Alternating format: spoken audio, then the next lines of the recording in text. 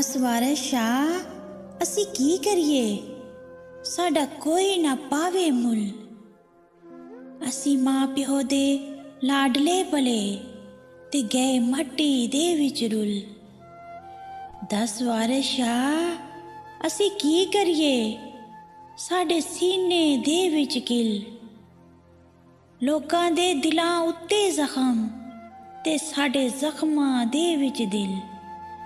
10 ਵਾਰਿਸ ਸ਼ਾਹ ਅਸੀਂ ਕੀ ਕਰੀਏ, ਸਾਡੇ ਮੂੰਹ ਤੇ ਹਾਸੇ ਇੰਜ ਸਜਦੇ ਜਿਵੇਂ ਕਬਰਾਂ ਉੱਤੇ ਫੁੱਲ।